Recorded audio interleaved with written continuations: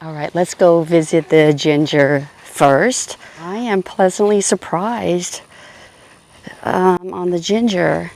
That means it's a positive thing that I'm about to show you. All right, from the ginger video, you saw at the end that they were placed here, and I wanted this area for the ginger because I knew that the containers would be getting radiating heat from the walls, and I figured that by the walls doing that, radiating the heat, that the containers would get extra heat for the evening. That's my logic behind that. And this area soon will get some shade. So you can see that there's already shade right there. And then in maybe a couple of hours, 2 to 3 hours, we should see some shade here. And do you see these guys? Look at that. So 1, 2, 3. There should be one somewhere here too that's not coming up yet.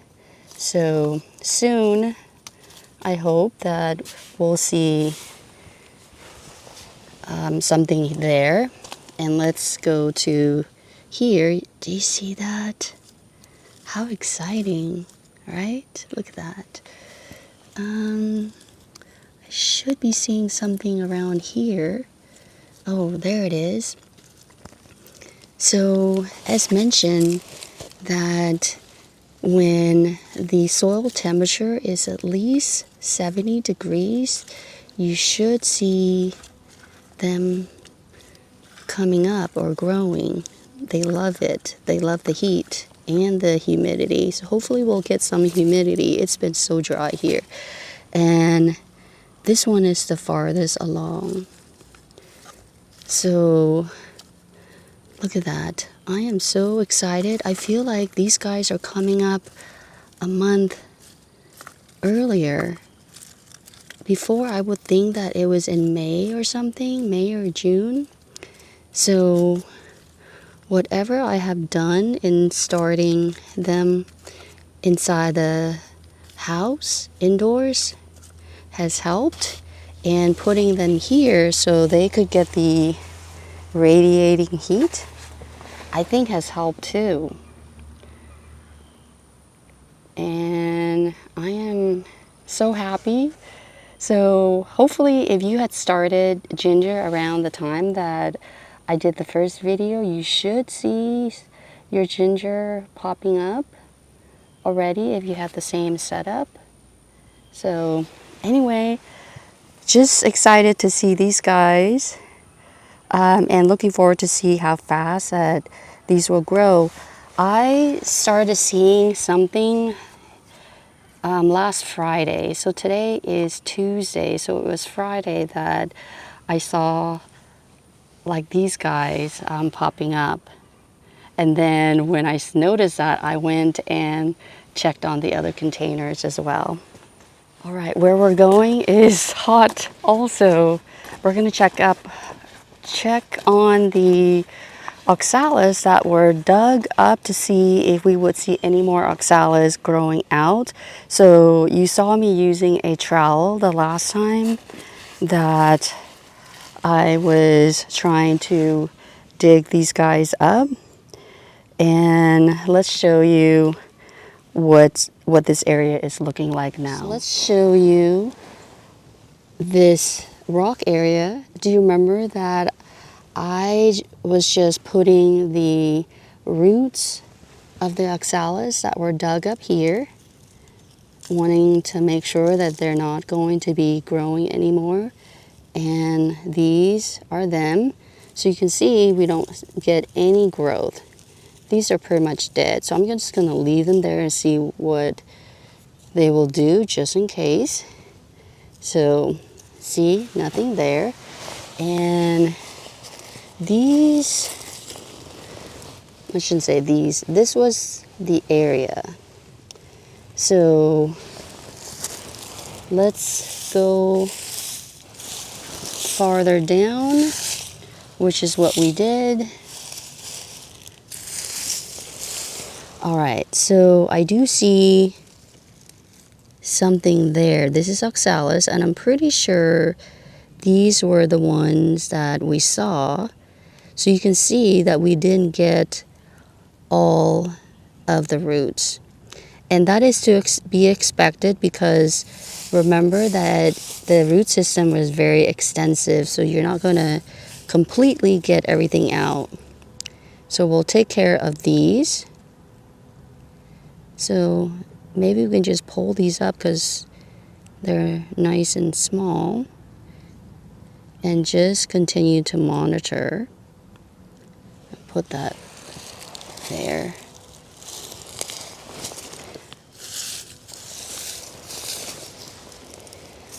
Otherwise, you can see that I did a great job. I don't see any more. If we're gonna see some more, they're just gonna come back later. Hopefully never. But yeah, so you can see that you can get rid of most of your oxalis here. So if you do see a few more, just go ahead and get on top of them and just continue to dig them up, and you should have an area with oxalis free going forward, unless you have more seeds just dispersing into this area. But you can see that what we dug up here has been completely removed, except for the few that you saw. So yeah, so digging them up is definitely a way to go, but I know sometimes we get busy. I do the same. There's a particular garden bed where our, what is that thing called? I don't know. Where our blackberry grows, and it's a retaining wall. Yes, it's kind of a scary place for me to go there. So I would just, pull out the oxalis really quickly, but I always see them popping back up. So totally understandable. Sometimes we can't get to an area that we want to, and whenever I'm there, I always forget to bring my trowel with me. So it's just like an afterthought to just pull those up whenever I see them. It's not something where I did with intention. Now we come to something that is not positive, the basil propagation. So I went back and got 3 more packages, and none of them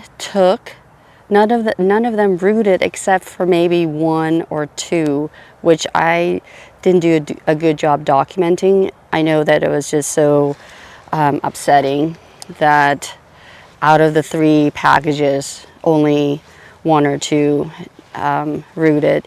And the one that you saw me doing with you on camera, most of those rooted really well.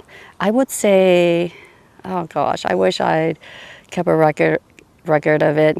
Maybe I'll go back and see if I recorded it. Anyway, I would say 4 or 5. So I got so busy, I kept saying to myself, yeah, tomorrow I'll pot it up, and then the next day it was the same thing, I'll do it tomorrow. So I kept putting it off. So by the time that I was ready, when it was time to put in fresh water, that's when I saw that everything rotted away in the water. I was so disappointed. So as mentioned, they were organic basil, so they should have rooted really well. The fact that I did not change the way that I was rooting the basils, the fact that I did everything to the best of my ability like I had done before, and to see that only one or two from the three packages, and maybe 3 or 4 or even 5 of the original package.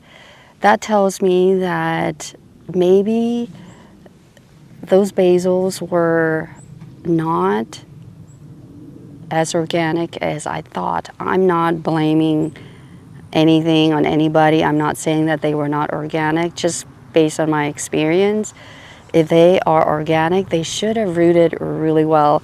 And the fact that the stems were thick too, that was just kind of like, I've never seen organic basils looking so thick in stems, but you know, you read the label and that's what it says, so you go with it.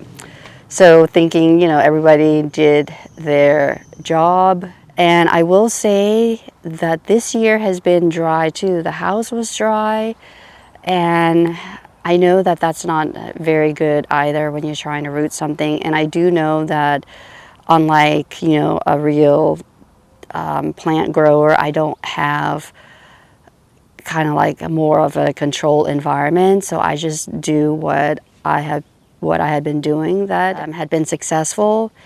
And that's why I always encourage us to root more than we think that we're going to have. And I hope I'm saying that correctly.